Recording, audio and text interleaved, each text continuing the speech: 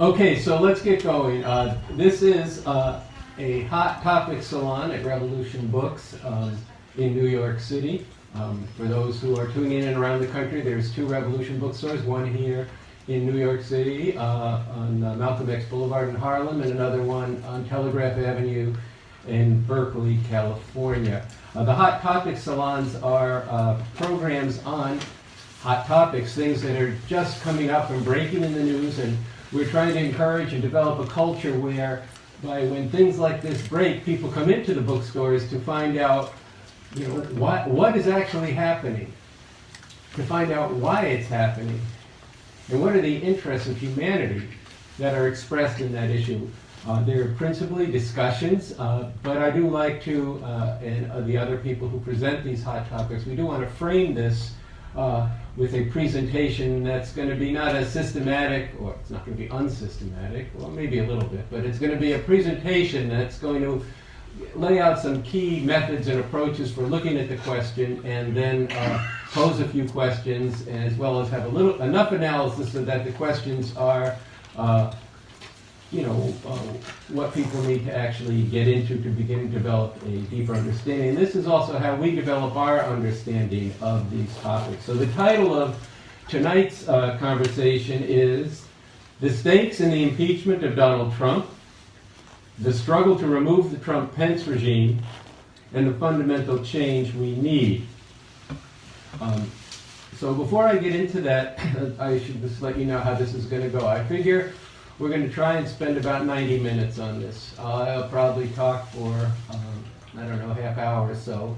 That'll give some indication of what some of the things that I've been thinking about this. And then we're going to open it up for questions that people should write in on the comments page on Facebook Live. And then we have people in the bookstore here in New York, and so those questions will be live, and I think you'll be able to hear them, and if not, I'll repeat them. And I think that's how it's gonna go. There are people en route to Washington D.C. tonight for a protest tomorrow at the Capitol. I hope some of you can watch on the bus, train, and probably not on the plane. But let's go. As I said, my name is Andy Z. I'm the spokesperson for Revolution Books in New York and Berkeley. So as I said, the stakes in this impeachment of Donald Trump, the struggle to remove the Trump-Pence regime, in the fundamental change we need. So who's the we in the fundamental change we need? The we is really very, very critical. It's what concerns us here, it's what motivates us here, and it's at the core of the mission of Revolution Books. And the movement for an actual revolution that we are the political, intellectual, and cultural center of.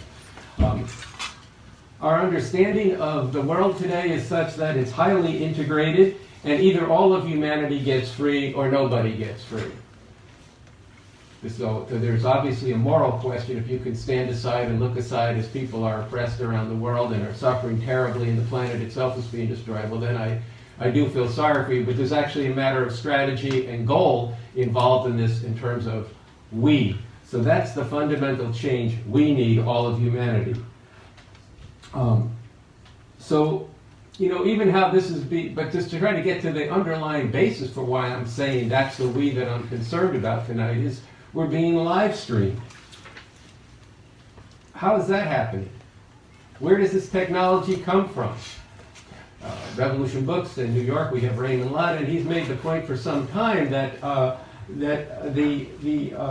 your cell phone wouldn't function without coltan, which is mined in the Congo principally, and that there's been a genocide of over 10 million people there, and still warring factions. People have to go through the mud with their bare hands to extract this mineral. And he's made the point that literally if your phone could bleed, the blood would be dripping out of it in terms of what goes into this. And that's not even dealing with the factories in China that make this. So the world is highly internationalized at this point. And it's not just internationalized in terms of production, but it's production for a particular system. And so that system is capitalism and imperialism.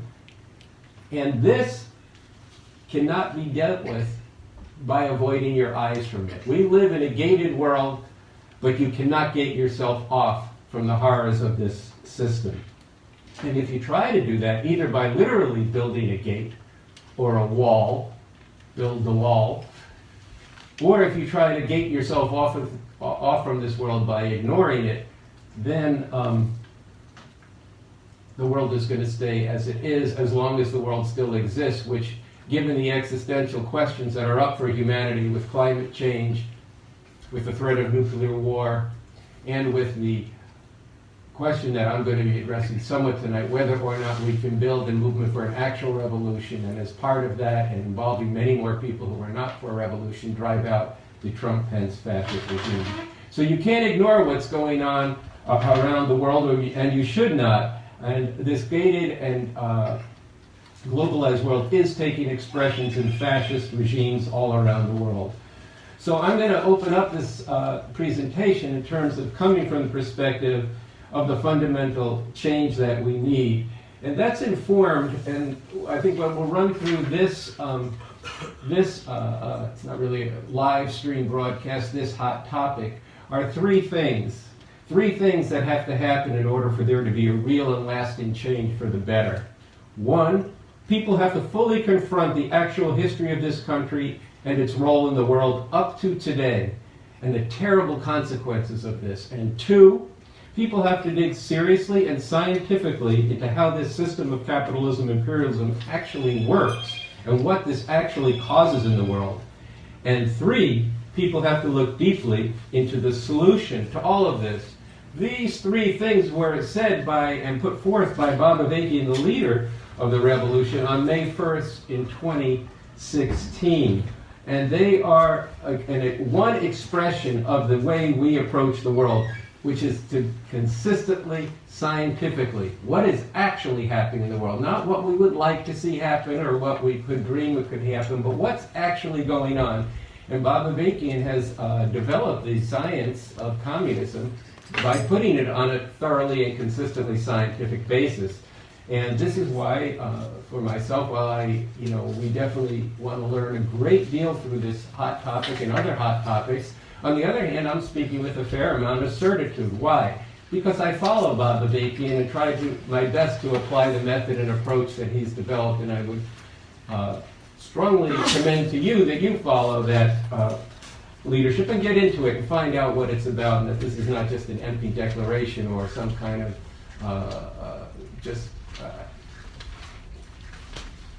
thing that I'm saying that I want to promote our guy or something like that. But it's actually a very important factor, because the world is extremely complex right now, and it's got very high stakes, and a lot of that is concentrated in this impeachment. So one thing is, when you look out at the world now, there's plenty of reason for despair. Things are pretty fucked up. And it may seem like there's no hope. But if you look at the world scientifically, you can see that it's filled with contradictions. This is not smooth sailing for the system itself. It's not smooth sailing for the Trump-Pence regime, nor for any other ruling class force. And it's certainly not smooth sailing for the masses of people. But if we understand the world and analyze it scientifically, we can act on those contradictions or problems within the system and find the places where we can actually struggle to bring about something different. I do want to highly recommend a new talk by Bob Avakian that's available at revcom.us called Hope for Humanity on a Scientific Basis, Breaking with Individualism, Parasitism, and American Chauvinism. So, as I said, this is the title. This is the stakes of the impeachment of Donald Trump is the first phrase in the title of tonight's hot topic. I want to say just a couple of things to begin on impeachment itself, and then I'm going to get into some broader questions about what's involved for humanity, and then we'll come back to impeachment again. First of all, on the, I don't know, let me just see here. How many people are following the impeachment? Well, there's a vast majority of people in the room following impeachment, but then again, they came to a hot topic on impeachment, so it's kind of a skewed sample.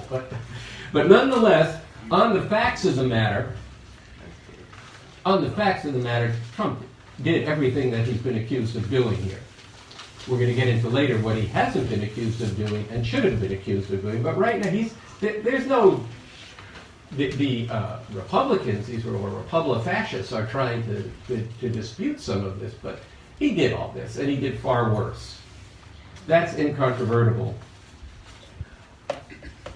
But the main argument that the Trump's defenders are presenting in the Senate, and for those who haven't been following this, the basic thing here is that in the House of Representatives, there were articles of impeachment filed by the Democrats, and there was a number of hearings on this, and they developed 2 articles of impeachment. And then, once they decide to bring it to an actual trial to see if he's guilty of these articles of impeachment, it goes to the Senate, which acts as a kind of tribunal. That was the correct word said by, I think, Dershowitz last night. But it's, in other words, a court, if you will. It's an interesting court because the lead person in the who's supposed to be conducting this impartial trial said, "I'm coordinating everything with the defense." So just imagine if you walk, as some people have pointed out, that you walk into a trial and as a juror, and the judge came in and said, "This is going to be quick because I've gone over everything with the defendant. We're not going to have any witnesses. We're not going to admit any new evidence, and so we know that we're going to acquit him." You would think, like, what kind of sham justice is this? Well, that's actually what's going on there. But there are some very serious issues that have been raised that, you know, if you've been watching this, it may seem like a lot of really esoteric discussions of the Federalist Papers, the foundation, how the U.S. Constitution was written, its roots in English law, all these kinds of things. These things actually matter. There actually is something being argued in this these proceedings, aside from just trying to go after the Democrats, which I'm going to come to, which was a big part of their thing of, it's Hunter Biden, it's Joe Biden, that's who we're really going after, which is actually the motive behind this for Trump to actually take down what he saw as his main opponent. But I want to make this point about the actual content of this matters, and they're saying 2 things. Well, they're saying one thing with 2 reasons. One, they're saying that impeachment, that if he did do this, well, that doesn't rise to an impeachable offense. And they're citing other examples of executive privilege. This is bullshit. There are other examples of executive privilege, which means that the president gets to decide what he wants. And they've often abused this. But this is a different matter. This is a different matter in that it's a trial of the president, not of the king. It's a trial of the president, and to suppress evidence that's being amassed against you is exactly, not just, some people say it's of a monarchy, but it's also a feature of fascism itself. And then it's being argued on legalistic, on constitutional grounds in a very discredited theory by Alan Dershowitz, who's nothing but a suckass for fascism. But nonetheless, he presented us a scholarly argument about that might be worth interrogating, but that argument itself was an argument for it doesn't matter because the president can do whatever he wants. That's the essence of it. And that's why these things matter, and they matter, you know, for reasons of the lives of the humanity, the masses of people themselves. Now maybe I'll just bring this point in. During the rise of fascism in the early 20th century, one of the leaders at that point of the revolutionary state, the Soviet Union at that time, said to the bourgeoisie, which means the capitalists, the ruling class, fascism is a matter of taste, which is he was trying to make the point that for them, their system is more important than the actual form of rule, because fascism is a much more horrific form of rule. It's sort of an open, blatant dictatorship ruling by state terror and extra state terror in terms of the kind of fascist thugs you see out there or what existed in Germany. Well, there's a point that he's making, but the other point is it's definitely not a matter of taste to the masses of people. It's not a matter of taste for the immigrants all over the world, the refugees who are being gated out of their communities. Even in India, right after Modi's second election, 1 million people lost their citizenship. But here in this country, if you look at what they've done, the travel ban, even just yesterday, the new restrictions on immigration. We don't have time to go into all of these things, what they're doing to the environment, all of this is of great concern to humanity. It's been of great concern to humanity before the Trump-Pence regime, all these different things. I'm going to get into that in a few minutes. But fascism is a far more accelerated, horrific form of this, where there's very little avenue of redress. There's not even the pretense of the rule of law. The second thing I want to say in the beginning here on impeachment is that the truth matters. Now, I know you said, well, that you sound just like Adam Schiff. Well, at this point, Adam Schiff is right, but with a slight difference. Look, the truth does matter. And these, I understand, I might have this wrong, maybe somebody can correct me, but that Trump is now up getting close to 17,000 recorded lies since he's been president. This is a serious matter because these lies are trumpeted on fascist TV, or Fox TV rather, and these things are spreading where the idea of truth itself is under assault. And when you don't have a sense of what is actually real, then people can be led to believe anything. This is the importance of a scientific approach to reality. But the whole truth matters. And see, the Democrats bring you some of the truth some of the time when it's in their interests, and they hide other parts of the truth or don't want to discuss them unless they're forced to, which is where we come in and what we need to do to bring out the real and the full situation of what humanity faces and demand that this Trump-Pence regime be gone, and to be putting forward those who are part of the revolution and those who I would like to see become part of the revolution to say there's a whole other way we could be living, and it's far better than this system, which is so unnecessary in the suffering it causes. Let me just make one more point. I know this is kind of a long way of my introduction, but these points are very important for how we look at this, which I want to speak to one thing or read a quotation from Bob Avakian from the book Basics that actually gets at a very important point of understanding the role of what's true. And this is in Basics 4:10. He says, for humanity to advance beyond a state in which might makes right, and where things ultimately come down to raw power relations, will require as a fundamental element in this advance an approach to understanding things and epistemology which recognizes that reality and truth are objective and do not vary in accordance with nor depend on different narratives, and how much authority an idea or a narrative, which is a story, may have behind it, or how much power and force can be wielded on behalf of any particular idea or narrative at any given point. This is very important. You have your experience, I have my experience, might be different than his experience, but you don't have your truth and I have my truth. There's only one objective reality. That's what it means by saying it's objective. This is what the reality is. We experience it different. A woman experiences things differently than I experience it. I can learn from her experience, she can learn from my experience, especially in a world that's divided into such antagonistic relations between men, women, different genders, nationalities, races, all these kinds of things. It matters to hear from oppressed people, voices that have been silenced. But still, there's only one reality. What causes that oppression? Where does it come from? What are the actual root causes of this? And what is the solution to it? So this is important for when we consider fascism, because when we're on the verge of a government that is trying to really consolidate a fascist rule, it will bring this quote to life. And that might will make right. And you're already seeing this with Trump's social base, which is a nice way of saying his fascist base. And there's no reason to be nice about this because they're not nice. In other words, for them, the reality is that these white supremacist, anti-immigrant people are the oppressed.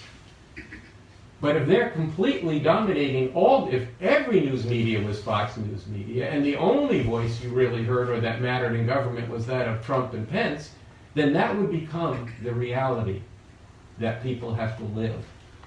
And they could maybe disagree only in silence or at home, unless they organize themselves to get rid of it.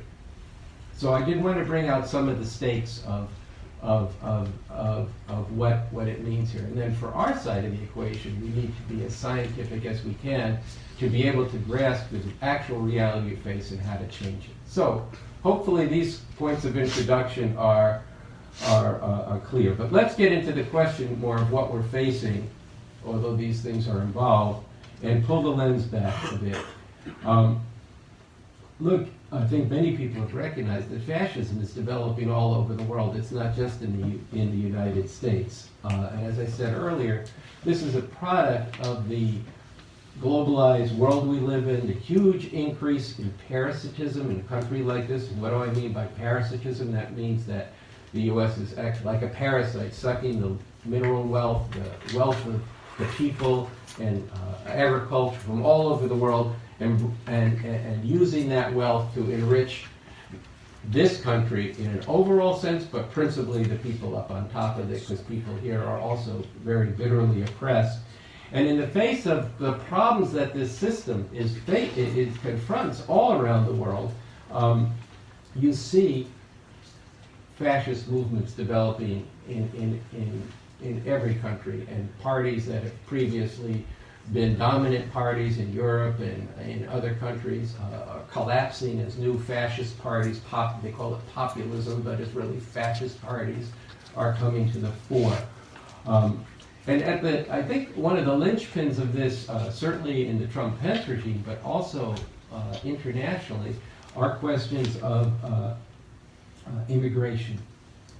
Because of what this system has done to the environment all over the world, what this system has done to countries in the Middle East, but also throughout South Asia and in Africa, there's a tremendous amount of dislocation, and as well as the changes in places like China, tremendous dislocation and mass migration on levels unseen before. I think in 2015 or 16, there were 65 million refugees in the world in 1 year. There's a book that we have here, a Revolution book, called The Uninhabitable Earth, I believe, or maybe World, I'm not sure. And he makes the point that within a few years, there'll probably be 100 million to 150 million refugees a year, caused principally by climate change, which of course is something that's been a product of the system itself over decades, particularly since the 1990s. These rates of the despoilation of the environment in the air has increased tremendously. But the Trump-Pence regime has undermined every single measure that's been taken around the environment, such that we didn't have much time before the Trump-Pence regime. Time is now running out to save the planet. And this fascist world will accelerate that with no cause for the destruction it causes. And this doesn't exist just as a natural phenomenon. This is forcing people to flee. It's fueling wars. And all of this means that what you're seeing is the global north is building walls and concentration camps and passing laws and demonizing and deporting people from the south. So this is really a question here of why we say this is in Refuse Fascism, which is a mass organization that, as Deborah said, I co-initiated with others. We say, in the name of humanity, we refuse to accept a fascist America. And from the perspective of the revolution, we're about emancipating all of humanity. That is our mission. That is the purpose of this bookstore, to contribute to people's understanding of all of that. But look, you can also see the roots of the Trump-Pence fascism in the founding principles and the history of the United States itself. We have a short video clip, which I won't repeat here since I don't want to take too much time in this introduction. It's called "The Trump-Pence Regime is a Straight Line from the Confederacy." And I think this is something that's been very, very present in this regime. The white supremacy has been astounding from and it bursts forth. It comes out, it spews out of Trump's mouth every time he opens it. I mean, and just his expression, his whole life is just an embodiment of it. But then you do have these moments, such as the protest these fascists coming to Charlottesville a couple of years ago, in a real Nazi-like rally, including where one of these people ran over Heather Heyer, a woman, killed her, murdered her, behind chants that were saying, "You You will not replace us, Jews will not replace us, and white supremacist fascist slogans. And Trump said there were very fine people among them. He said there's very fine people among both sides. There was no comparison between those who came down there to protest and those forces. Is there a problem? What's the problem? Mic just cut out. The mic just cut out. Well, let me see if there's a problem. Okay, folks, for those watching at home, apparently the mic cut out. But let me see, it looks like it's coming back on. Okay, so I hope you didn't miss too much. Point is, white supremacy into the fabric of America. Trump really the epitome of it. And then, of course, you saw in Richmond, Virginia, just last week, 22,000 armed people who were there in what was a white supremacist rally. When our Revolution Club went there, multinational, black, Latino, white, different ages, into the crowd, these people were saying, "Ooh, I smell fried chicken. See this machine gun? This is bug spray at you cockroaches," which is speaking to the Latino comrades who were there. This is what we're up against. But look, let's pull the lens back one more time to this country. A big part of what we put forth in terms of building a movement for an actual revolution is what we call the 5 stops.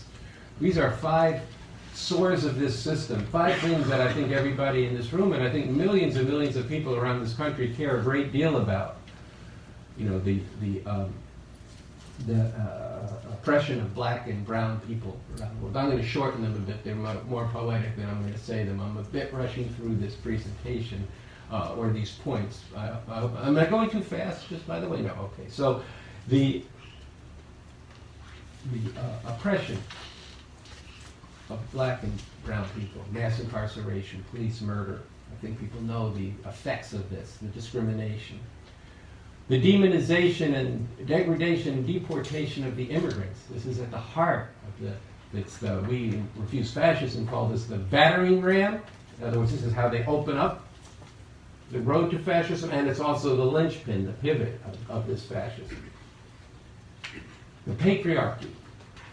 We are just potentially months away from the elimination of Roe v. Wade, the legal right to abortion in the United States, which is going to mean essentially enforced motherhood, which is actually a form of slavery. It means that women cannot be free fully of their body, of their rights to control their own bodies, not free of their bodies, but free of their right to control their bodies. The wars of conquest.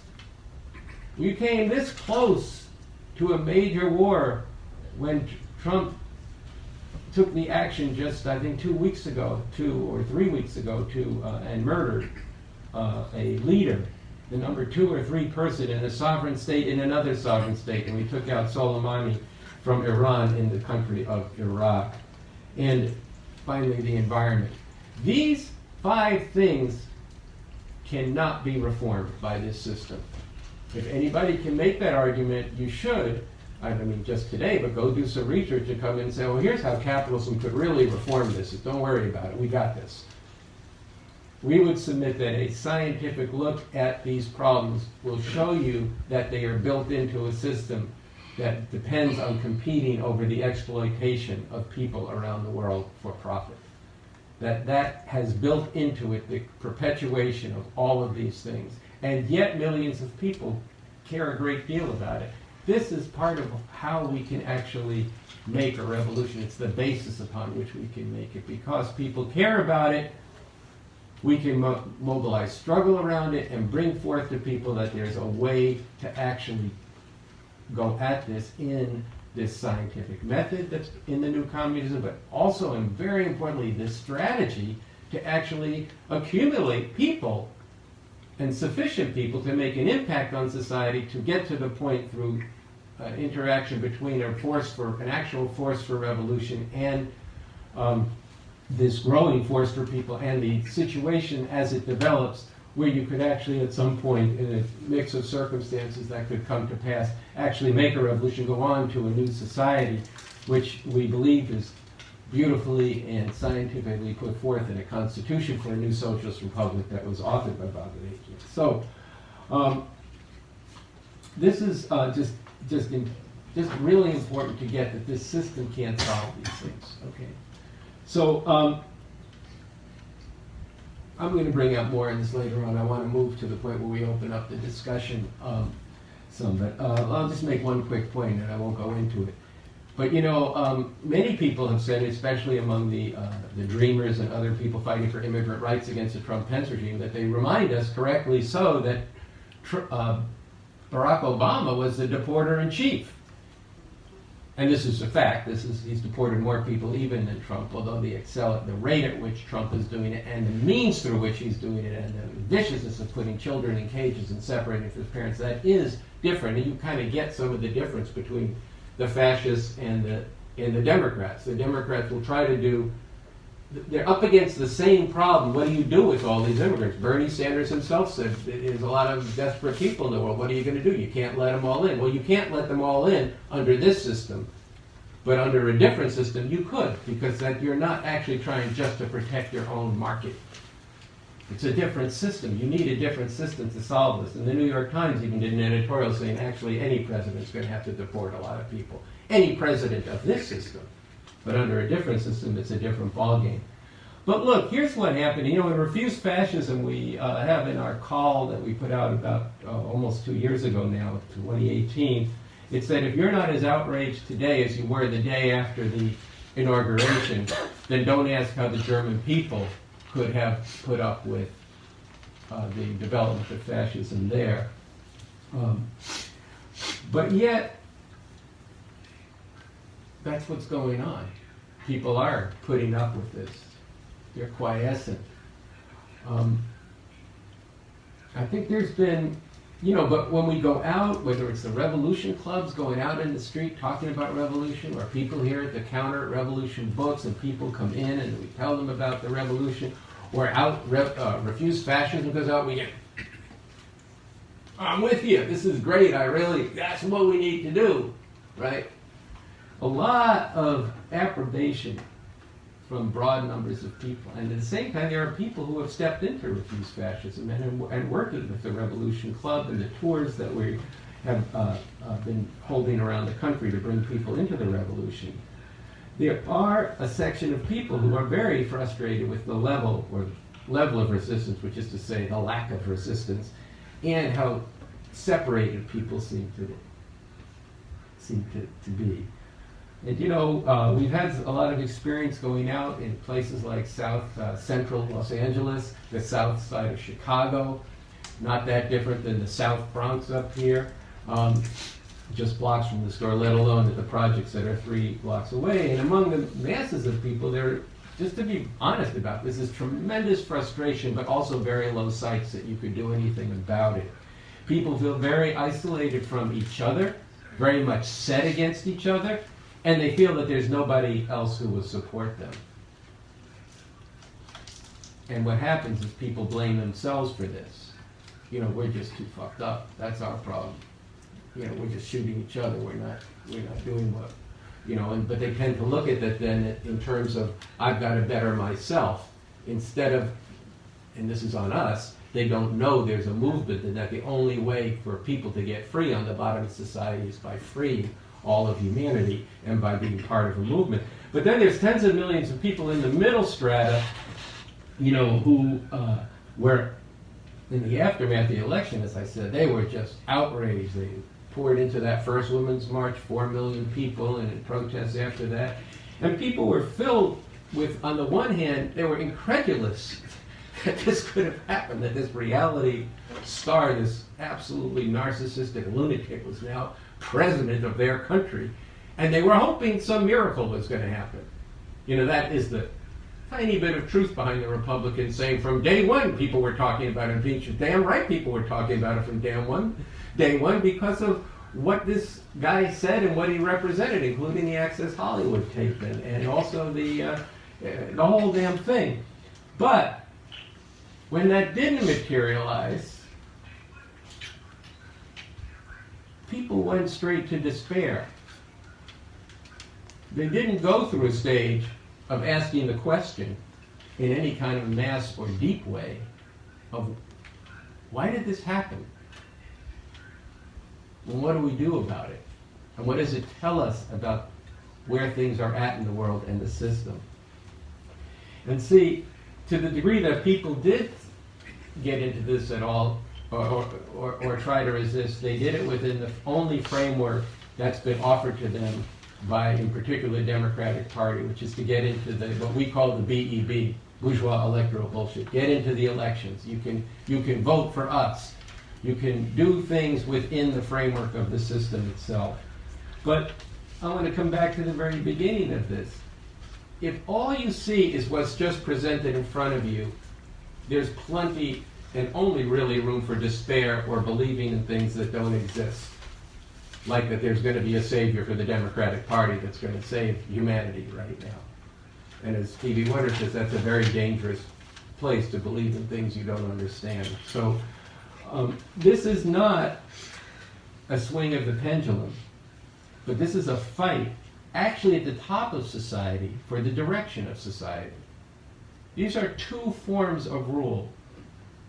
One that is more or less represented by the Democrats and the Republicans, those Republicans, like mainstream Republicans, who are largely out of that party at this point, are completely silent, very few of them.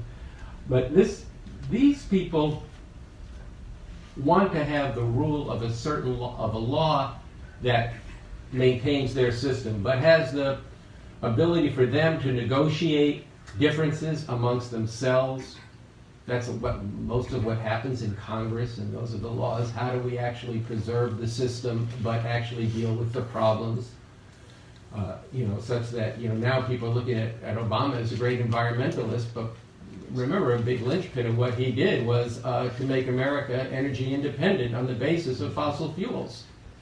Okay, now Trump comes along and he says, I'm not even interested in that. Let's just pollute the hell out of it and pull out of the Paris Accord. I don't believe he's a science denier. The Democrats will give you lip service to this and will do some things. And it's not that these are irrelevant. When I say the Democrats will do some things within the terms of the system, it's not irrelevant to the lives of the masses, but it's not the fundamental change that they need.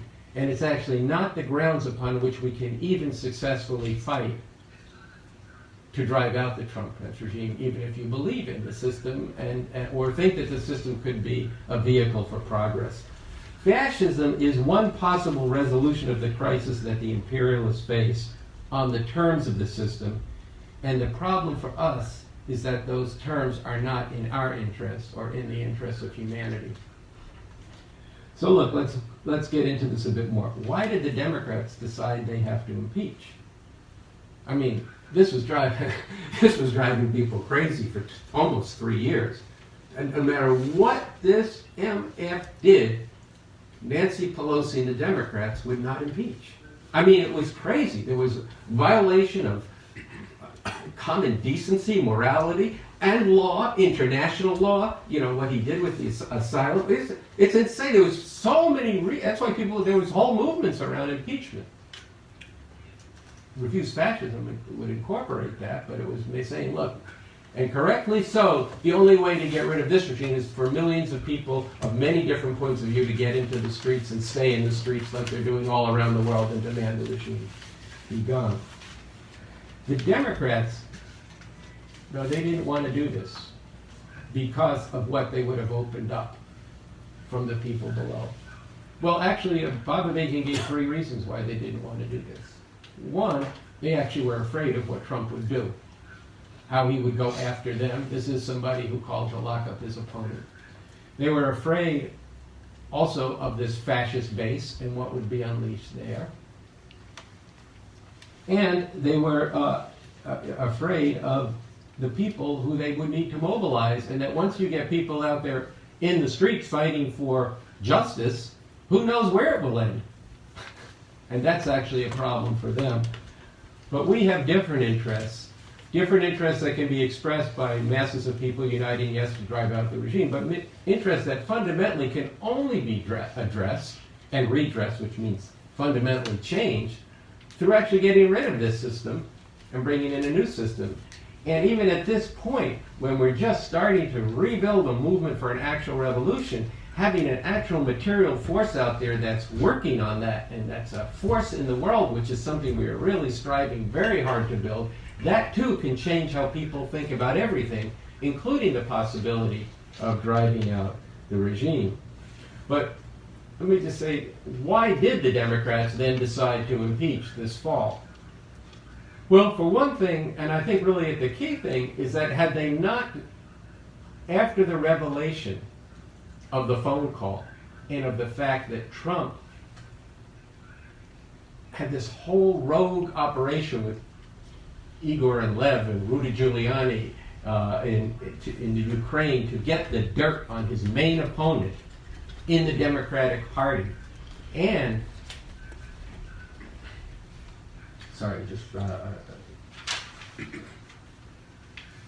and there was actual evidence for this, and he withheld the aid. That's what I want. He withheld the decision of Congress to give military aid to the Ukraine to get his particular interests satisfied. This, for the Democrats, did pose a very big problem because of two things. One, the person who they were, the leadership of the Democratic Party, the DNC, the person they were most counting on to defeat Trump was now going to be really, discredited and maligned and taken down through what Trump was doing. And in fact, he may actually have succeeded somewhat in that. I mean, this has had some effect on Biden's candidacy. Again, I'm not advocating for Biden, I'm just saying what happened. So if you say, well, never mind, we're not going to impeach something that's clearly an abuse of power, that's aimed at your main leader, such as he was, and I'm talking now about Bernie, and that there was a section, and there still is a section of the Democratic Party who wanted Bernie, and you don't act on that, that's a big problem for you. Second, fair elections, or at least the appearance of fair elections around the world, and adhering to what are norms of international law, this is what the Democrats represent, and so all of this was challenged by what Trump did. Then also underlying this, there were very sharp differences of foreign policy. In other words, the Trump-Pence regime is ripping up what had been the post-World War II consensus of how to conduct affairs in, all the attacks on NATO, et cetera. It's more than I want to get into in the presentation right now, but we can talk about it. So there were those differences. So these were the very narrow grounds that the Democrats felt that they could actually, that they wanted to fight around, and they thought they could fight around without undermining their whole thing. And these are real issues. I don't think we have much, the people have, anyway, let me just cut to the chase. I think that it is an abuse of power, and it does matter, including the obstruction of justice, because if you actually look at where this is going and what it's enforcing, it is that different form of rule of a system that is, yes, an oppressive and exploitive system, but it does matter if you at least have the pretense and even the actuality of being able to go to court and yourself, and that there are some rules of the game, and it's not a fascist regime, which is what they actually are aiming at. So their legitimacy was at stake on here. Our interests. Let me just stop for 1 second. How much time have I taken? Somebody want to tell me, because I think I'm talking for a while. 7:54. Okay, so it's about 50 minutes. I will wrap this up in 10 minutes. It's twice as long as I said it would be, but we're just, sorry, I had a lot of notes and I wanted to bring some things out. I think what we need to bring forward is what are the interests of humanity, and how do we realize those interests? And how do we realize those interests through what the movement for an actual revolution is doing, and bringing forward what we, that what could be changed fundamentally if we had a whole different society. And as part of that, we need to fight to stop this fascist regime, which is what we're trying to do now during this impeachment, and really rally people to see that they have a stake in this. And people came into the room saying that there's that Mitch McConnell, who's head of the Senate, has said he can't stop witnesses. Now, if that's actually true and what comes to pass, and they start bringing witnesses in, that could open up what would objectively be a hornet's nest that could potentially redound to our advantage if, in fact, there's people out there fighting for our interests, And so, in terms of the broader movement against the regime and to remove the regime, this means getting out there and fighting around and saying that the immigration, the climate, all these things need to be what he should have been impeached for. And the more people are out around those issues, the more it will compel the people in Congress to actually have to speak to that and not be trying to find, not actually go there. Okay, put it that way in short.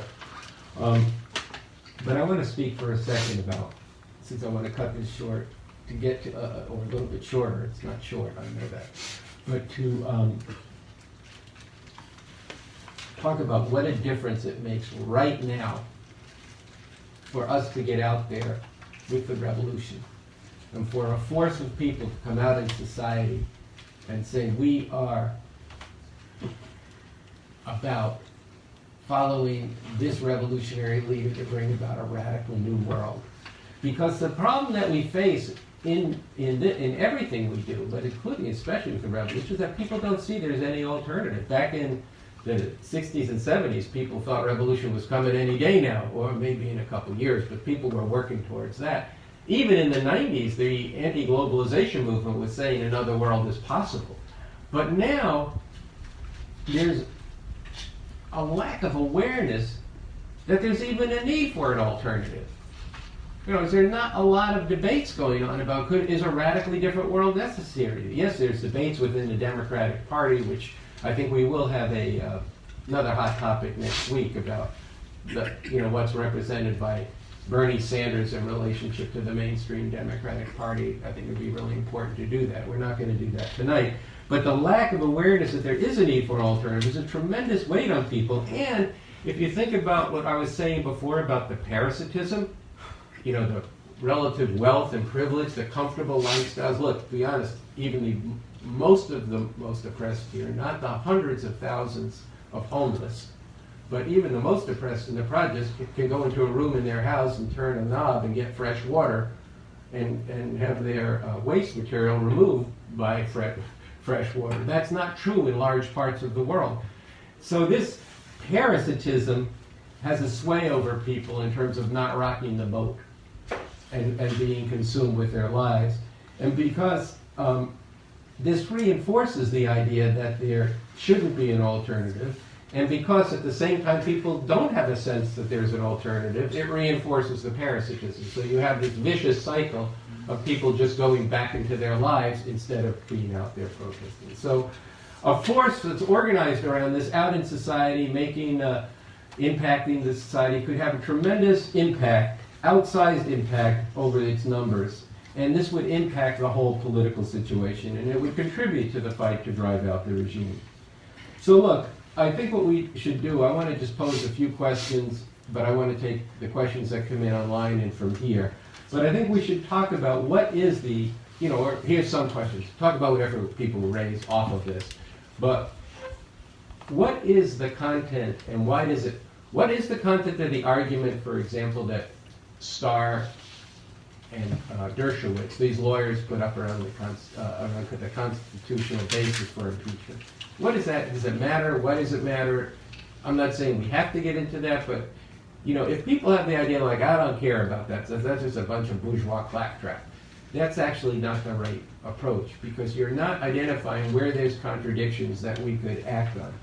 Second, somebody asked me, and we can get into this, why does Bolton want to testify? If you had asked me last year to name one of the top 3 or 4 reactionaries in the world, he would have been up in this country. He would have been one of them. This is not a good guy. This is not an anti-fascist. Okay, but he wants to testify. We could maybe talk about why and what does it tell us about, is there any hope in this situation? Is there any freedom? And what do we actually mean by hope and freedom in this context? So, but then we can get further into why did the Democrats impeach? What's the content of it? What does that open up for both the struggle for revolution and the struggle to drive out the regime? In all of this, we should ask the question, okay, what's actually, we always ask these questions. You know, when we try to put things up on our websites, whether it's RevCom or Refuse Fascism. What happened, or what's happening, why is it happening, and what are the interests of humanity? So, in all of these questions, and the questions you raised, let's get into those, let's try to look at it that way. You know, what is happening, why, and then what are the interests of humanity? So, why don't I take a question from in the room and then get some of the, did questions come in online? Not yet. Okay. We're getting. Okay, so let's get some questions from here.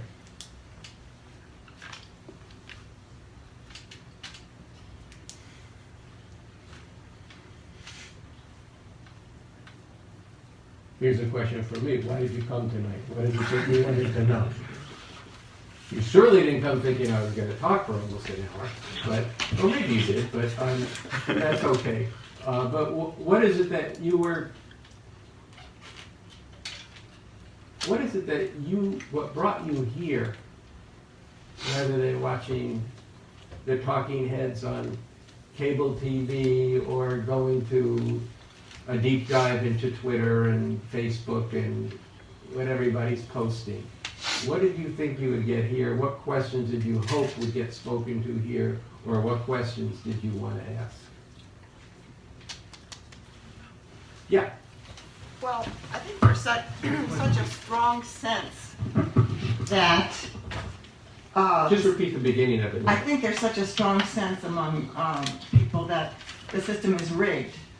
You know, that this is all for show, and also that Trump has gotten away with so much by now, and nothing has happened yet. That I'd like to hear you talk more about these opportunities, these contradictions, and the ways that this other voice of showing some possibility of bringing him down would be possible. That's a good question. I'd like to speak to that, but let me see if there's any other questions or if anybody else wants to either answer that or ask another question before I jump in.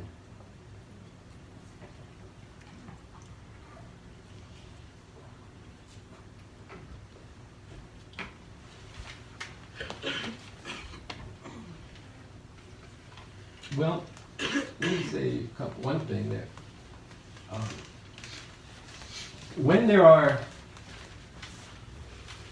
disputes at the top of society, such as impeachment is definitely that. You know, it's not, I think your point was well taken. The system's rigged and he gets away with everything. It's just a lot of yak and nothing happens. People feel that way, but when people sense that there's an actual struggle at the top, and that, you know, that there's some element of people up top standing up, that opens up people's thinking to maybe some change could happen. For example, many slave revolts happen when there's actually dispute among the slave owners themselves. I mean, historically, not everyone, but historically that's true. And I think, you know, we felt that in the streets, and some of us didn't fully take stock of it. The night before the impeachment vote actually was taken in the House, while there were nowhere near the number of people that needed to be in the streets, there were tens of thousands of people in the streets in different cities, and the mood was joyous. It was celebratory. And it was also when we being Refuse Fascism, the revolutionaries, went into that with some more hard-hitting things, hard-hitting in the sense that the whole regime has to go. That this is a really good thing that he's been impeached, but there's all these other things that have to stop, and we can't let them be validated. I mean, let's be clear, if he's acquitted, we're in a world of hurt, and probably fast. He's gonna move on a whole bunch of things both in terms of ideologically going after his enemies and going after the mindset of opposition, but also in terms of the actual policies. But you asked what does it open up? One, it opens up the possibility of change. I mean, one difference, many people say to us, well, why don't people in this country do what people in other countries have done? And we say, why don't you do what we're doing over other countries? Well, some of what I've spoken to already is, the parasitism, the belief in, the almost religious belief in the bourgeois electoral system in this country, the only two choices, all this kind of stuff. But, okay. I kind of lost my place, actually. What was I saying? Opportunities, you were saying, why don't people do what they do in Oh yeah, in other countries, one of the things you find is that you'll find the opposition people in the ruling class are under tremendous threat of sometimes imprisonment or worse, and also they're much more fractious, and that you'll actually have leaders who may not have the fundamental, and most often do not have the fundamental interests of the people in mind, but the fact that they're out there creates space then for the people to burst through. So that's on one level. But then there's another whole level that I think you're asking about is, well, what's the actual content of the openings that we do? Where are the openings? Well, this is why, I took all the time to walk through things like the 5 stops, the nature of the system. See, if we had a force that was big enough to really push on the outrage around immigration, and not just go out for one day and then take it to the courts. And I'm not saying it shouldn't go to the courts, but I'm saying that it's only one day. So few people have continued to stay out. It's a handful of people, relatively speaking, who continue to protest in front of ICE. Even wonderful movements that started last fall, like the Never Again Jewish students who were protesting at ICE, now they're going on a whole reform program. But the actual mass movements around this, against what's being done with around the immigrants, what's being done around the environment, tying the kinds of things that are being raised by people like Greta to how it's being exacerbated by Trump. If we would move around those things and raise a simple unifying demand that the Trump-Pence regime must go, that could make an enormous, potentially, it could crack things open. Because, listen, the people up top, the people in the Democratic Party, they know this stuff. They know what's happening. But they don't want to actually unleash that genie from the bottle. But we are that genie. And that's what I mean by you have to go dig for what the cracks are. They're not apparent. It's like, press this button.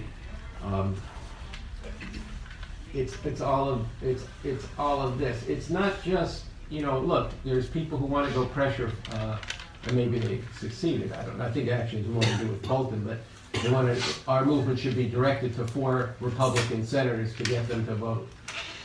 Okay, go do that, right? But that's actually not. That's one thing that people are doing. But the problem is that we need to have that kind of energy and determination that you do see in Chile, Santiago. You saw it in, that started around a subway fare in Hong Kong, in different places. That kind of motion around issues that concern the lives of millions, even billions of people worldwide, that is an opening. And the fact that there's struggle at the top there's a moment when that could actually be, yes, for their own reasons, taken up by those up top to actually push the process forward and do what actually needs to be done in the short run, which is to drive this regime out. And just, I think people should raise questions about this. It's not just Trump who was in on this, and Giuliani and Igor and Lev.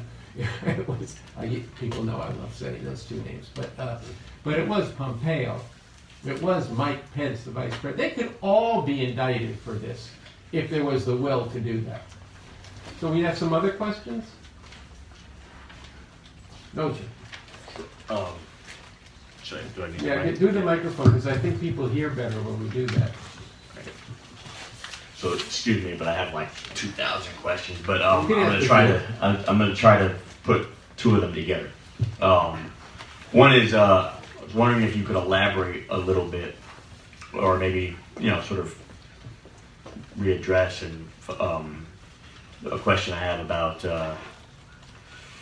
the relationship between you discussed I think importantly the stakes of the battle to drive this fascist regime from power and what it means for humanity on the one hand, and the terms on which this fight is being waged right now around the impeachment amongst the ruling powers. You mentioned the thing about it's a matter of taste, and it's of, I guess, bad taste for one side, and that's part of what, if you could elaborate more on what are the terms that are of what's being fought out in the impeachment trial, and what does that mean for the battle to drive out the whole regime? Like, for example, would it all be taken care of if the impeachment just results in a conviction? That's one question. Related to all this, it seems to me, I've been watching a lot of the trial stuff, and I have a question about to what degree has this whole process going back to the initial hearings in the House and perhaps even further, to what degree is there a sort of rolling constitutional crisis occurring where there's enough going on here that both sides could claim total illegitimacy of whatever outcome, although only once, I think only one side might do that, which is Trump's side. And what would that mean? Is there a constitutional crisis? Is this all sort of easily, resolved even within the terms of the ruling class? Those are, I hope those are not too like out there questions, but I think they're related. Okay, and I just want to say, I actually have two related very good questions that came in on Facebook. So, Okay. But let me try and speak to this first question, or the second question you asked first, and then hopefully memory is good enough to get back to the first question. Is there a rolling constitutional crisis? It's yes. In other words, on the question of impeachment itself, what is being put forward by Starr and particularly Dershowitz and the whole Trump legal team is a further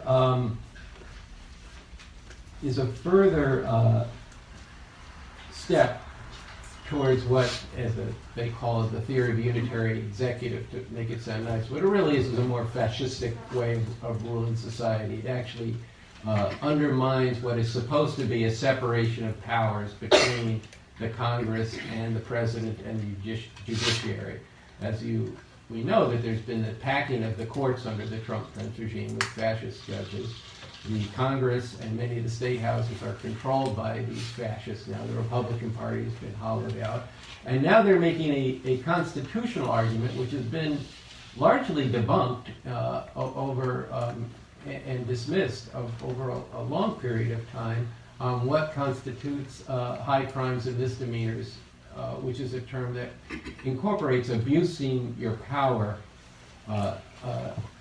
and serving your personal interests, actually, over those interests of the society itself, which can include crimes, and often does, and actually the GAO, I think it's pronounced, or is it? Yeah, GAO, the accounting office has said that actually Trump did commit a crime in this case, but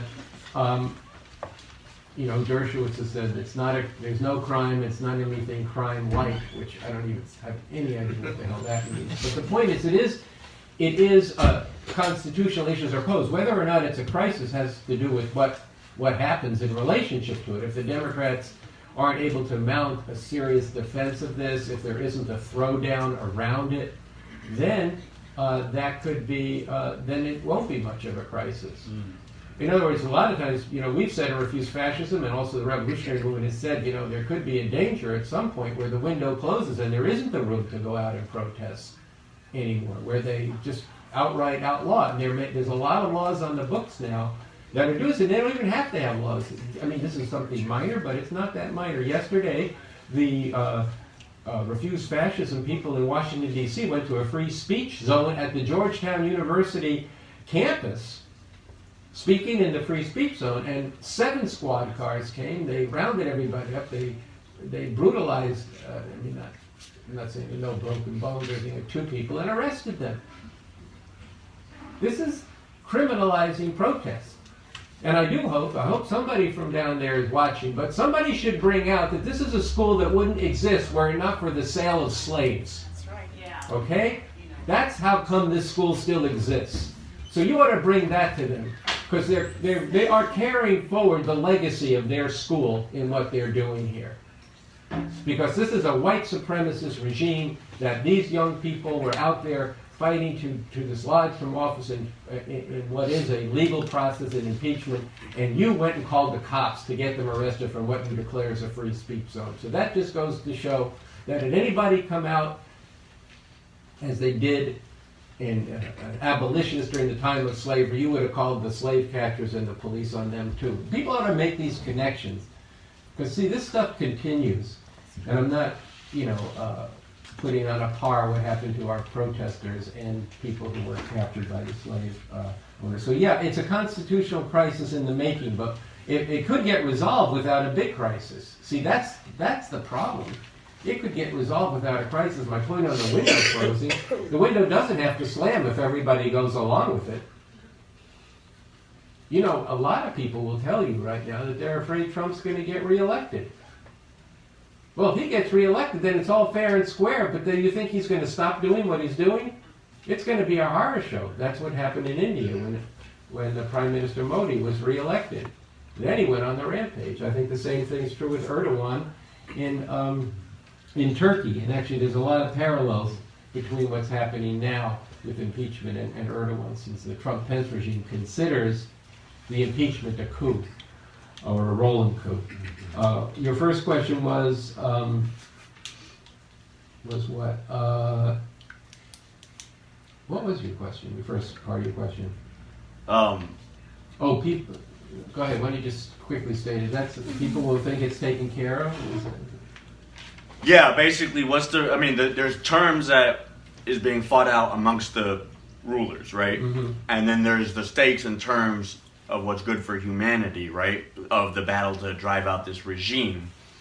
So in relationship to that, what's the stakes of what's going on in the impeachment battle? And for example, one of the reasons I think this is an important question is should people just think that if the impeachment results in a conviction, that it's all taken care of? Is there a problem here that he doesn't have the mic? No, I can hear him fine. We can hear him fine, but Yeah. do the mic in the future, okay? Okay. Is that clear? Yeah. Oh, wait. They're saying that they can hear you. Go ahead. Oh, I did. Was the question clear? Yeah, the question is clear. Okay. Yeah. Sorry. I thought that was. Okay. No. Look, actually, this is interesting because this question is asked in 2 different ways from the other side. The other side meaning it's the fix is in, he's going to be acquitted. Yeah. But let's talk. Let me, before I get to those, or maybe I should, let me read them first, and then we'll get into both sides of this. Basically, this really disagrees strongly with 2 things. 1, a scientific approach to reality, and 2, the Clash, the rock and roll group who said the future is unwritten. This is a view that the future is written. Okay, both of these are views that it's all, the fix is in, it's all, there's nothing you can do, just wait and accept your fate. So here's 2 questions that came in, as I understand, this came in from online. A lot of students we are running into are not closely following the trial because they think it's already settled that Trump will be acquitted. And then there's actually another question from somebody who's in the room who wanted to write their question. Most people with whom I speak are motivated by the desire to maintain their normal lives and or get things back to normal. While people understand that normal is also no good, they also are really challenged by what it means to get beyond that. They are scared of all aspects of what this means. It holds them back. No matter how outrageous the fascists get, how do we speak to that, or how do you speak to that? Okay, well that's related, but these two questions. One, it's all, the fix is in, he's going to be acquitted, nothing you can do. If you have the high level of tolerance that I have for a little while every night and watch the cable talking heads, they will tell you the fix is in, it's not going to make any difference. We want to hear the testimony, but they'll never get 67 senators. Just by the way, people also thought that Nixon would, nobody thought he'd resign or be impeached. Nobody thought that. He won by a landslide. Not by Trump, who lost the election and won in the electoral college. Nixon won by a landslide against the most progressive candidate who would run for president in probably in a long, long time, George McGovern. People should read about that. So people thought it couldn't possibly change. And then the other side of the question is what you raised. People, what happens if he is convicted?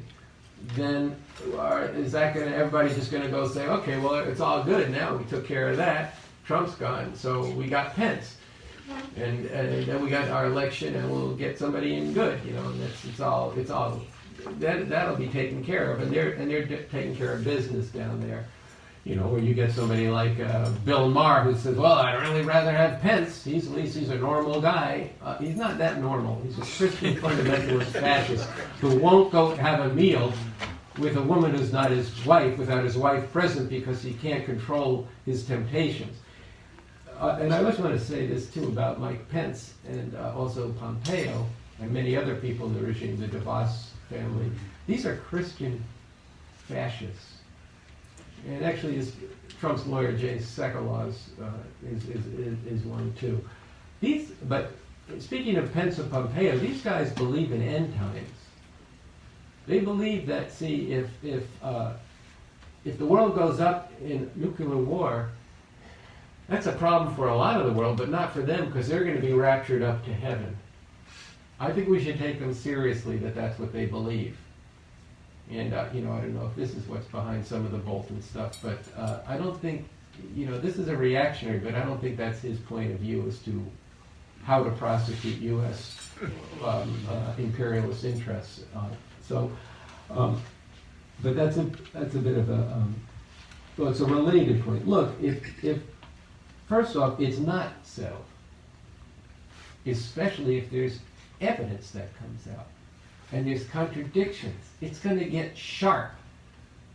Our job is not to say what me worry or don't worry. Our job is to go and bring out the sharp contradictions that do exist. I don't think we should principally be arguing on the terms of the impeachment, but it does matter if the executive has unlimited power. That's not a good thing. Impeachment will have no meaning if they succeed on that. Obstruction of justice, just matters. He didn't have to turn in any evidence.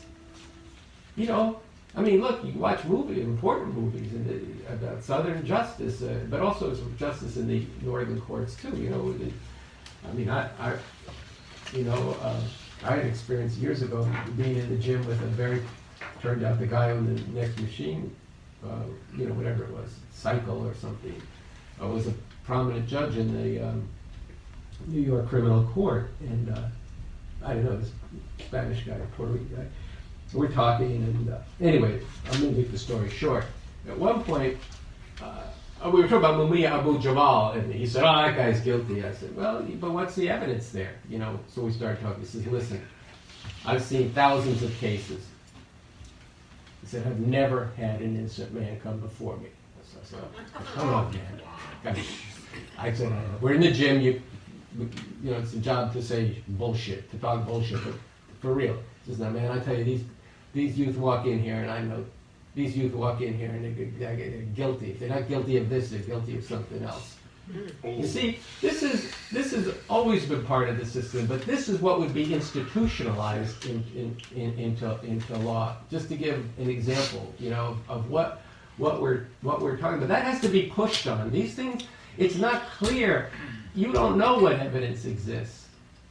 I mean, look at what's just come out in the last week. Even that, bizarre videos that under the dining room table while Trump is he's speaking. What did he say? Oh, take her out. He said, take her out to an ambassador. Is that really? These are contradictions. If people don't, if we see, you want them to fight harder in Congress, but if you want them to fight harder, we have to fight, but not on their terms, on our terms. We don't want any more children in cages. We don't want any more concentration camps. We don't want an increase in mass incarceration. We don't want Trump telling the cops and the cops acting, don't be too nice to them, treat them rough. We don't want, take out that protester and beat them up. We don't want this kind of thing. And this is very sharp in these hearings. I mean, look what they said to, he said about about Hillary, lock her up, but about Schiff, he said he hasn't had to pay for this yet. The specter of treason is all in there from the Trump-Pence regime against their opposites in the ruling class. What do you think that means for the masses of people? If they're doing it up top, what do you think it means for the masses of people? But this is something to push on. See, and we can push with, yes, I don't know, we're going to have 40, 50 people going to come down with us to Washington. We'll probably rally another few hundred people. But there need to be 50,000 people in Washington. Or even 5,000 people day after day. And that should be going on in other cities. And we have to be out there for what our demands are. Don't lay a hand on that, on taking away abortion rights. It's already practically gone. But still, it matters that it's still on the books. You see, we don't have that fighting spirit needs to be out there broadly in society, and part of how it has to get out there, part of why people aren't fighting, it's not the whole of it, but part of why they're not fighting is there hasn't been a force out there that's outside the box, that's saying the whole damn thing is unnecessary. Why the hell, why should any human being be denied entry to a place where they could have a decent place to live, especially the place that fucked up their country, that's despoiled the environment in Ecuador, El Salvador, Guatemala, that's actually backed the death squads, that in Honduras itself, which was the first of these migrations, where the Hillary Clinton, Obama staged a coup d'etat there, or backed a coup d'etat that actually created a much worse situation that's forcing people to come to. We should be fighting around the more we're fighting around that and saying this regime has to go, the more it will intensify those contradictions. The future is not written. That's my point about Nixon. This wasn't anticipated, but push, and then at a certain point these tapes came out, just like, we'll see what Bolton says, and there's more people who know. Okay? So this is where there's a possibility. Is it the likely outcome? Is it, will it? It's just sitting there for us to push over. No, we're up against long odds. It's a very capitulationist Democratic Party, but right now they're a little more feisty than they've ever been, and that I've seen them in years. So let's push, not to just lobby them, but to actually get out there and fight in our interest, and to actually get a force for an actual revolution in the field now. And that force should also be taking up the battle to drive out the Trump-Pence. In terms of will a conviction take care of the problem for us? Now, I know it was a Socratic question. Yes, sir, it will, and then we can all live happily ever after. No. What will happen is this fascist base will be enraged. And it's not just the fascist base, but you see, Trump is backed by very powerful people. This movement has grown up over the last 3 or 4 decades. Principally a Christian fundamentalist, a Christian fascist movement behind now it's by Mike Pence, but there's all kinds of people. What would you think about President Tucker Carlson? If it's not Mike Pence. And these forces are not giving up. They came armed. 22,000 people to Richmond, Virginia 2 weeks ago, and they were talking about civil war. Folks, look, part of this is another thing that holds people back. You can bury your head in the sand. You can wish it weren't so. You can put on a beanie cap with the propeller and say a few Hail Marys or whatever else. It's not going to resolve this. It's going to, if we want a future fit for humanity here and around the world, it's going to be a struggle. You know, there was a thing that was said in the 60s, I think, by Mao, cast away illusion and prepare for struggle, that we have to get rid of the illusions. There is a movement of 25 to 30 million hardcore white supremacist fascists in this country. Would have been better if Hillary said that than calling them a basket of deplorables, which was true, but that didn't have enough content to it and now I'm going on, but apparently it just came out this last week that Hillary and Barack Obama had conversations that Trump was a fascist before the election. Here's a question for you. Why didn't this come out before? Why didn't they say anything about it, what they actually thought all these years? That's in the summer of 2016. And why is it coming out now? So that's an example to a woman, the Kathia, of a contradiction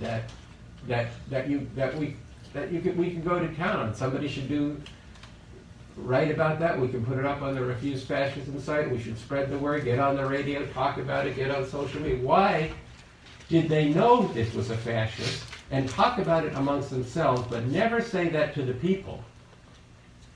But now it's coming out, which I think, so these are, in other words, their system, this is a point Baba Bheki makes over and over again, their system is riddled with contradictions. But people are trained to not think they have to deal with any of that, and to not actually see things as contradictions, but to just see things as in a linear way that's just more and more bullshit piled on, and see if I can keep my umbrella up and not get splattered, and just live my life. But you actually can't, not in a time like this.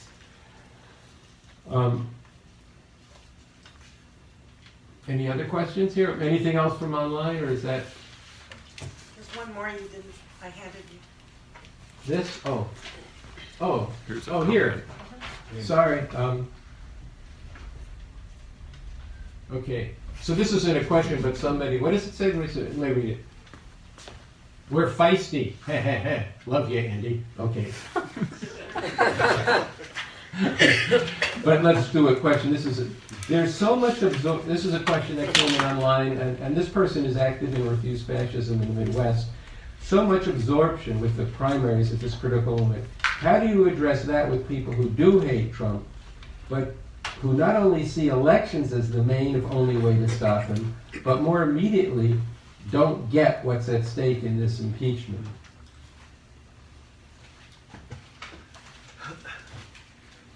Well, I think what we have to do is we have to shake them and wake them to what is at stake in this thing, and we also have to expose a bit that there is an element, which I just want to, one of the things we want to get into in the next one of these hot topics on this split in the Democratic Party, in particular around Bernie, who is surging, and many people who are progressive people are seeing that as the way they're dealing with the situation, and that there's a lot of different views in that movement, including Bernie's views, which are not the same as all the people who are supporting him.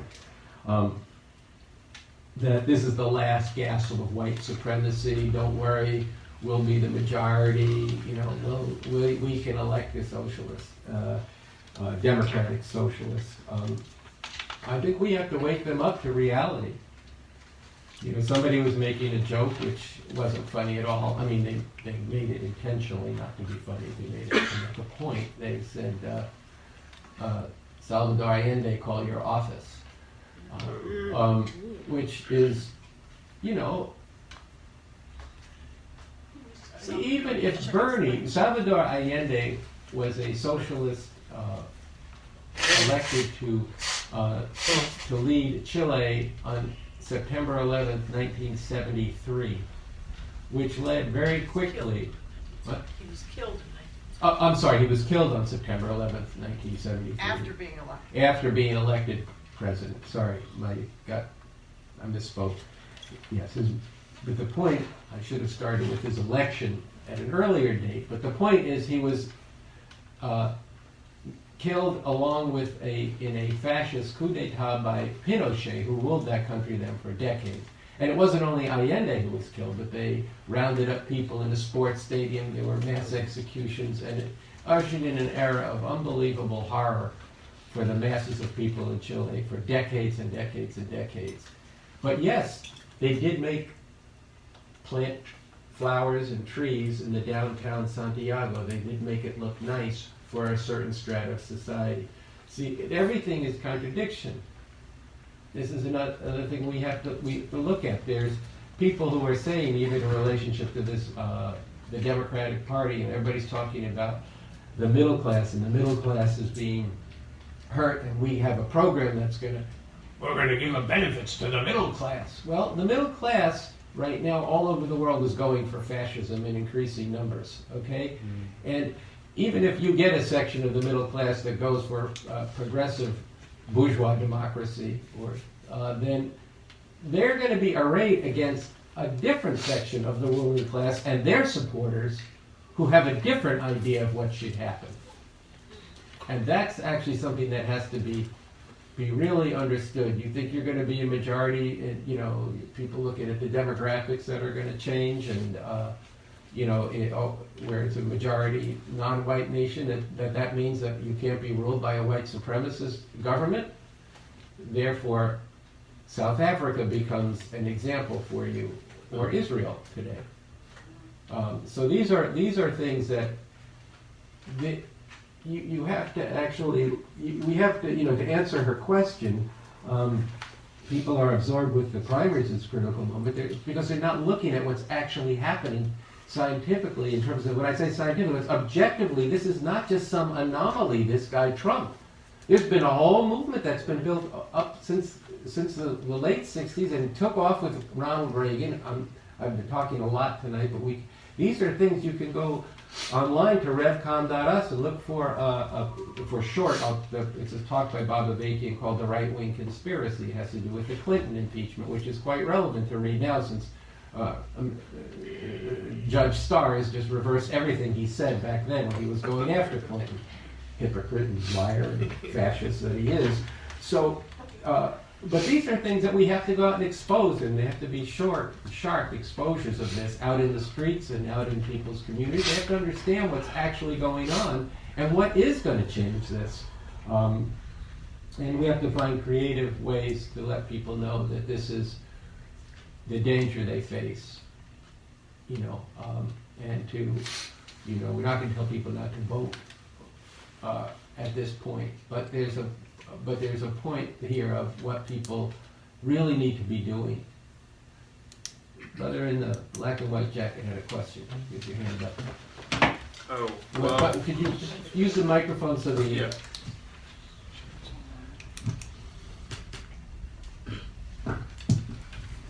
I don't know if this was addressed earlier, but a major question I have is, you've spoken to the uprisings that have happened in other nations, and it's really been around austerity most of the time in relation to the IMF, but you don't see people exposed to extreme poverty inside of the heart of imperialism, so what is the actual way to wake up the masses in this country specifically? Because if we can't do it here, effectively, then is it better to put resources into international movements as opposed to this particular nation? I'm interested in the answer anyway. I'm not trying to be defeatist here.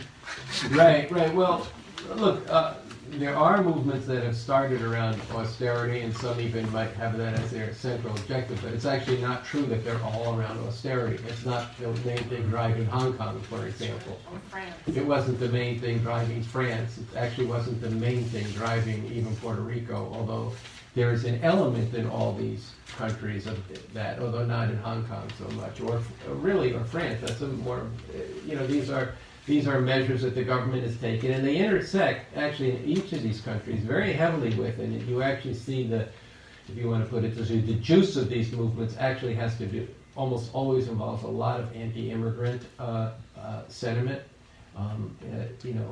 That's not true in China, in Hong Kong. That's a bit of a particular situation that has to do with the future of whether of where that city is, city-state. It's a peculiar place. What they're looking at, not wanting to become completely under the thumb of the mainland Chinese, People's Republic of China, which is no longer a People's Republic. It's a capitalist, imperialist country now under the domination of a single party that still retains the name communist, but is nothing but a fascist party. So they're concerned that that's what's driving, that's the driving force underneath that continual upsurge and the stakes of it. But in many cases, sometimes the precipitating factor, here's something to look at very carefully and to study these things. Sometimes the precipitating factor may be an economic situation that hits a section of the people who are more volatile and more ready to fight right away. But then very quickly, if it catches political fire and broad masses come in, there's usually a much bigger, larger set of questions that are actually involved in it. So, in all of these countries, you do have to analyze the particularity of the situation. That's really important. And, it's kind of a good point. Sometimes I want, we, in my work with Refuse Fascism, we did popularize and still do, if people do it in other countries, why can't we do it here? Let's learn from them. And there's a point of learning some tactics, but really that oversimplified the situation. But what we can say is that all over the world, the ruling classes are moving in fascist directions. And all over the world, people are feeling the boot of the system in different ways. And in many places in the world, people are rising up and fighting back. And that's the example we have to take from them. And then the particular questions need to be analyzed in terms of, a lot of the things that are going on in East and North Africa, East Africa, North Africa, and even West Africa have to do with religious views. But underlying that, there are other causes. So you do have to look into it and see what the causes are. I do think, just the second part of your question, and I did speak to this, that the relative comfort, if you will, of lifestyles in America does pose a problem for us. But here's a different twist on it, or not twist, but a very important point that we've made, and that this is something that Avakian has written about in that talk I mentioned before, Hope for Humanity on a Scientific Basis. And there's a small pamphlet here that pulls out part of it. I don't know. Individualism, BEB, bourgeois electoral bullshit, and the illusion of painless progress. This and the larger talk goes very deeply into the intersection of parasitism, which is the bloated lifestyle of America overall, and these political questions like white supremacy, anti-woman, anti-gay, anti-immigrant sentiments that are actually at the heart of the fascist movement here. That is actually the heart of it. It's not, they're not out there just for a dollar's wage, which is not what you said. I'm saying, but it's part of it. There was another, Vanessa, was your hand up? Nope, just stretching, sorry. Just stretching. Well, okay. Let me see. I think we might should wrap up soon. Are there any other questions here? Or anything else on? I have a question. Oh, I'm sorry. Go ahead. Okay, I think it's not good to continually look at other countries and what they did, because the United States is so completely different. I mean, it does not compare. And say, hey, yeah, it's good what they did, and we need to do it, but Hong Kong is different. Even Puerto Rico is different. There's such a mixture. And well, I can't even say it's a mixture. There's so many different polarizations here in the United States. So it's not like all the people in the United States who feel that way are going to come together, because we're not. Because we're all here for different reasons. And what needs to happen is that people need to come together. So if this person feels like, okay, we need to do this, and then, well, we all want the same thing, but we all want to do different ways. We need to find a way to bring people together and do it together. And not, okay, say, hey, it needs to be done this way, but accept that we all want the same thing and find a way to make that work. And that's the major problem that I see. I think there's a lot to what you said. I think we should learn from everyone, but we should learn critically. In other words, that's the whole point of why we need a scientific approach. You can say, wow, this is really great that people are rising up all over the world. It's important to recognize that, but then comes the question, well, why?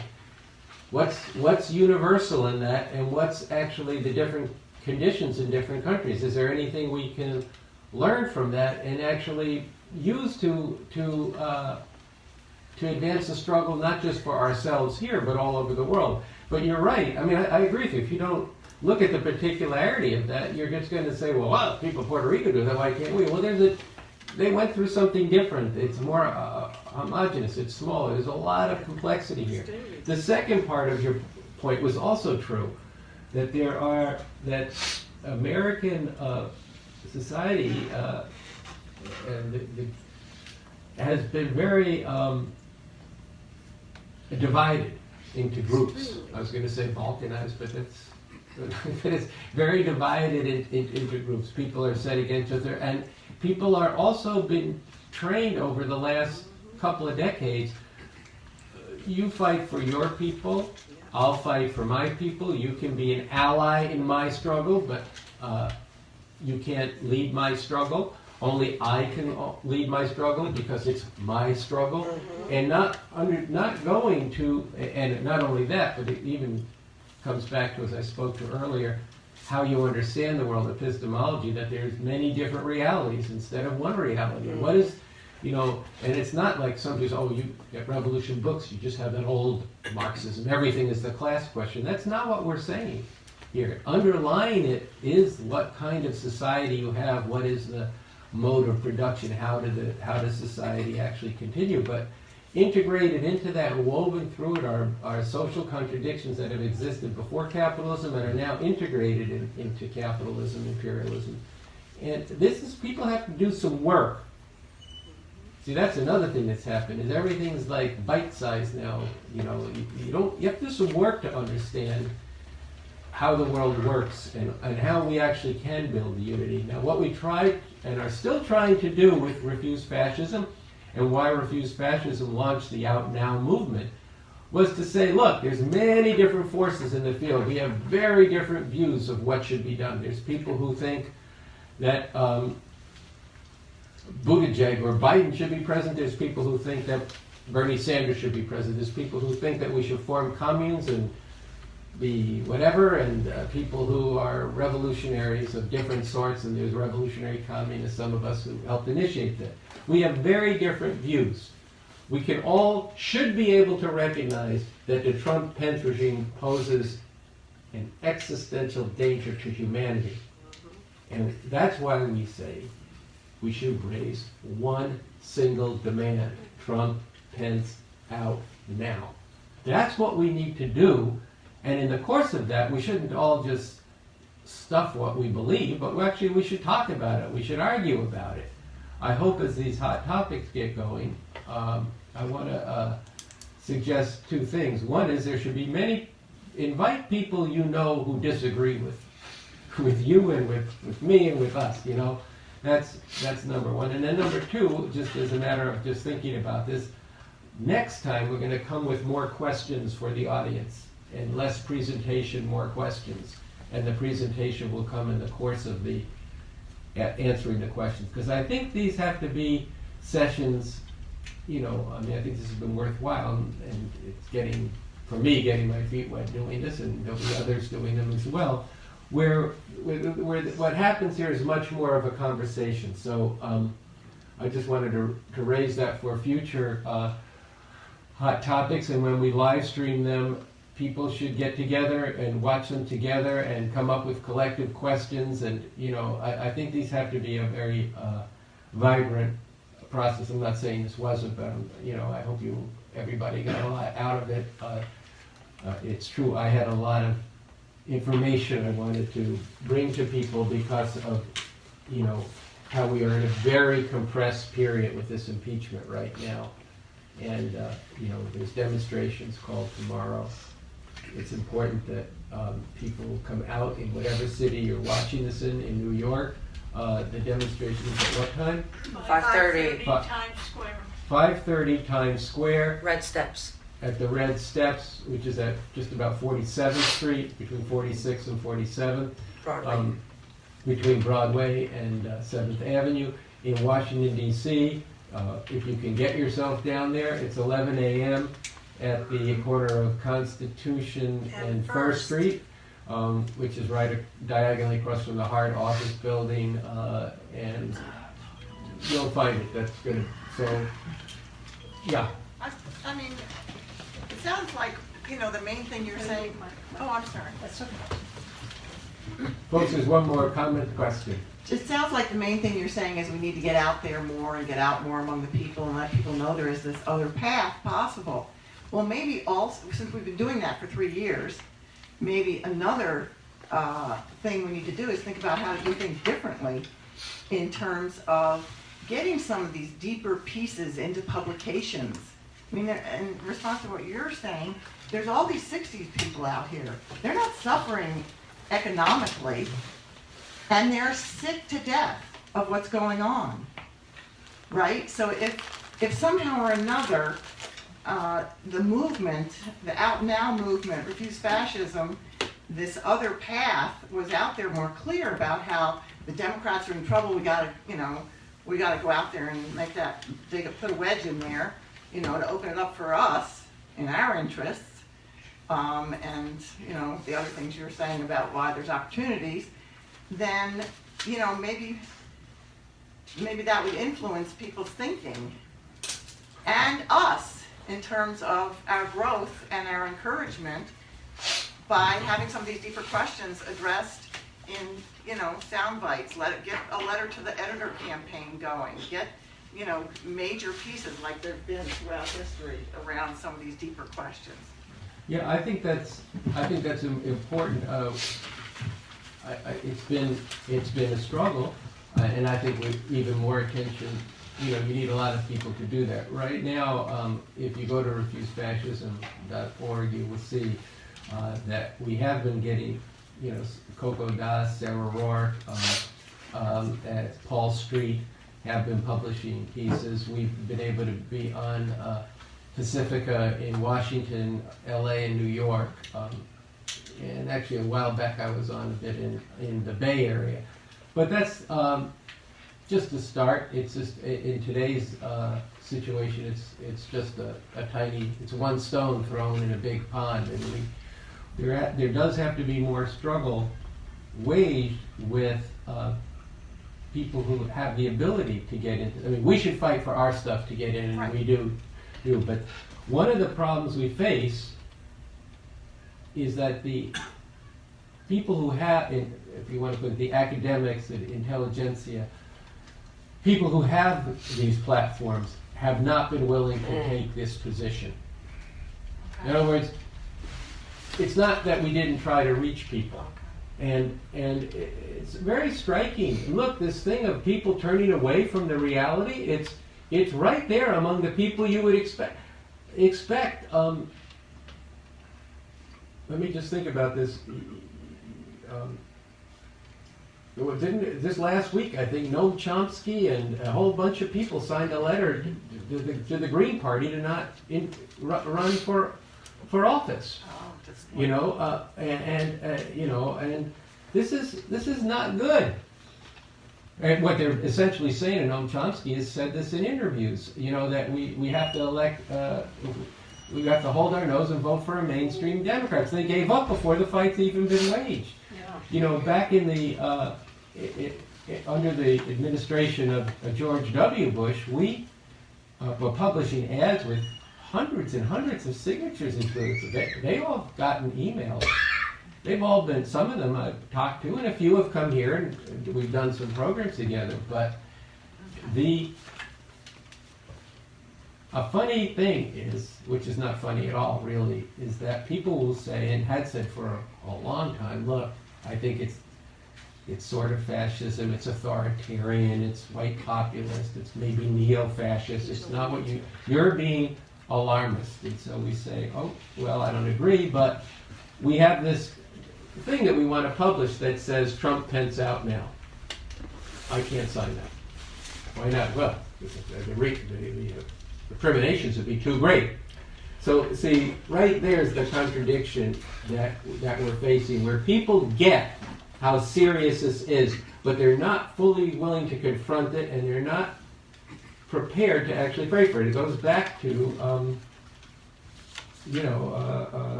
Harriet Tubman, where she said, I freed a lot of slaves, but I could have freed a lot more if they'd only admit that they were slaves. Well, you've got a lot of people who do know better, acting as if they don't know better. And even a few people who are writing about fascism do not want to jeopardize, they want to keep it within the halls of academia, which is important, but insufficient.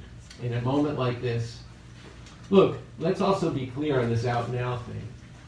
This is our chance to do it right. I'm not saying it'd be over, but if during this impeachment is our moment to actually get this going now. If people put up with this and let them run a completely sham trial and ram this stuff through, it's going to be very hard to go for the out now part right away. Doesn't mean we're going to give up. We're going to still really be out there quite a bit. We can't keep going out every weekend with just a few people. We have to then be agitating and seeing those moments like we did before, this ban, the travel ban, this and that, and mobilizing people in that kind of way. But right now, there's a chance that people could throw in and potentially uncork those numbers. But just to say one more thing to your example, you have Michael Moore bellowing around, we should surround the White House. I'm calling for 1 million people to go to D.C. This was like 2 years ago. He's on Broadway, he's running this stuff, and now he's running around the country doing campaign rallies and not paying attention to the impeachment. And the fact of the matter is, if Trump is acquitted, he's going to be on a rampage. That's right. And your fair election, first off, it's not going to be fair no matter what you do because of the Electoral College and the gerrymandering of votes, but it could get far worse. And this is the reality that people don't want to confront, but there are contradictions in there that we could play on. And yes, any way you can help, knock on the doors of people who should be doing the right thing and write them and call them and say, why are you not doing this?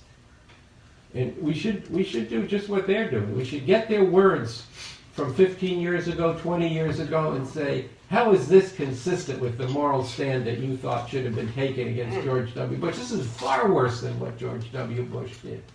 Yeah. This is the logical continuation of that. So the people need to be struggled with here. We can't just conjure this out of thin air. It involves people. What I would say is if we could get masses of people out, that would also change the equation for these other people. Yeah. Right. And, any ideas on how to do this, but at a certain point, somebody has to be first, and we have to do it, and now's our time, and we have to unite broadly, and even when people aren't treating us so nice, we should not be petty in relationship to them. We have to stay on message all the time. Which is why tomorrow people being in.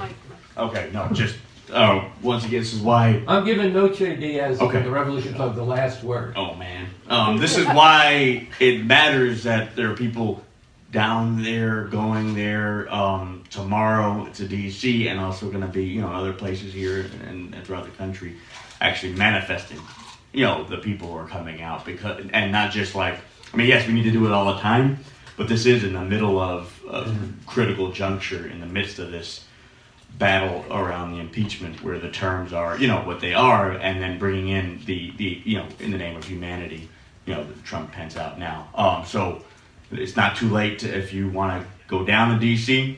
People are leaving in the morning, is my understanding, and there's people here who can hook people up to go together, and then to turn people out to have